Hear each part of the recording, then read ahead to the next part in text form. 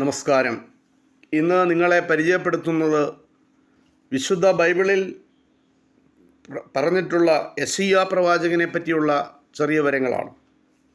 ജെറുസലേമിൽ പേരെടുത്ത ഒരു കുടുംബത്തിൽ ആണ് യെശയ്യാ പ്രവാചകൻ്റെ ജനനം. പ്രവാചക മുഖ്യന്മാരിൽ പ്രമുഖനാണ് യെശയ്യാവ്. ഇദ്ദേഹം ക്രിസ്തുവിന് 8 നൂറ്റാണ്ടുകൾക്ക് മുമ്പാണ് ജനിച്ചത്. അതിഭക്തനായിരുന്നു യെശയ്യാവ്.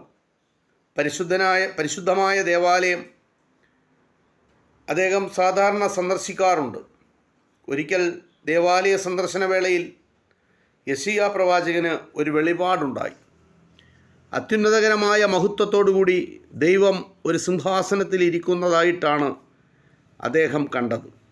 ചിറകുകളുള്ള 6 മാലാഖമാർ അവിടുത്തെ പ്രദക്ഷിണം ചെയ്തുകൊണ്ട് കർത്താവായ ദൈവം പരിശുദ്ധൻ, ലോകമാസകലം അങ്ങയുടെ മഹത്വത്താൽ നിറഞ്ഞിരിക്കുന്നു എന്നിങ്ങനെ അത്യുച്ചത്തിൽ പറയുന്നത് കേട്ടു. ആ ശബ്ദം കൊണ്ട് അവിടമെങ്ങും മുഖരിതമായി. ദേവാലയവും പരിസരവും പുക കൊണ്ട് നിറയുകയും ചെയ്തു.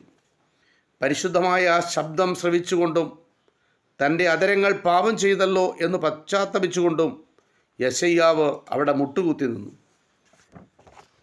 അനുഗ്രഹീതമായി വാക്കുകൾ ഉച്ചരിക്കുവാൻ അദ്ദേഹം അർഹനായില്ല. കത്തുന്ന ഒരു കൽക്കരി കഷ്ണവുമായി അപ്പോൾ ഒരു മാലാഖ തൻ്റെ അടുക്കലേക്ക് പറന്നെത്തി. അതുകൊണ്ട് അദ്ദേഹത്തിൻ്റെ അധരങ്ങൾ തൊട്ടുകൊണ്ട് ആ ദൈവദൂതൻ പറഞ്ഞു, ഇതാ ഇപ്പോൾ നിൻ്റെ കുറ്റം നീങ്ങി, നിൻ്റെ പാപം പൊറുക്കപ്പെട്ടിരിക്കുന്നു. അപ്പോൾ കർത്താവ് പറഞ്ഞു, ആരായിരിക്കും എൻ്റെ സന്ദേശവാഹകൻ? യെശയ്യാവ് മറുപടി പറഞ്ഞു, അങ്ങ് കൽപ്പിക്കും പോലെ ചെയ്യാൻ ഞാനിതാ സന്നദ്ധനായിരിക്കുന്നു. എന്നെ അങ്ങയുടെ സന്ദേശവാഹകനാക്കണമേ. ഇതോടെ യെശയ്യാവെ ദൈവത്തിൻ്റെ പ്രവാചകനായി വാഴിക്കപ്പെട്ടു. യഹൂദ രാജ്യം സമൃദ്ധിയുടെ ഉച്ചസ്ഥിതിയിലായിരുന്നു. അക്കാലത്ത് സമ്പത്തും വിദേശ രാജ്യങ്ങളുമായുള്ള ബന്ധവും യഹൂദയെ ബലഹീനമാക്കുകയാണ് ഉണ്ടായത്. യഹൂദയ്ക്ക് ദൈവത്തിൽ നിന്നൊരു സന്ദേശവാഹകനെ ആവശ്യമുണ്ടായിരുന്നു. പശ്ചാത്തപിക്കൂ, പ്രായശ്ചിത്തം ചെയ്യൂ. ഏതാണ്ട് 50 വർഷക്കാലം യെശയ്യാ ദൈവത്തിൻ്റെ ജനതയോടിങ്ങനെ പ്രസംഗിച്ചുകൊണ്ട് നടന്നു. വിഗ്രഹാരാധനയ്ക്കെതിരായി അദ്ദേഹം ശക്തിയായി താക്കീതു നൽകി.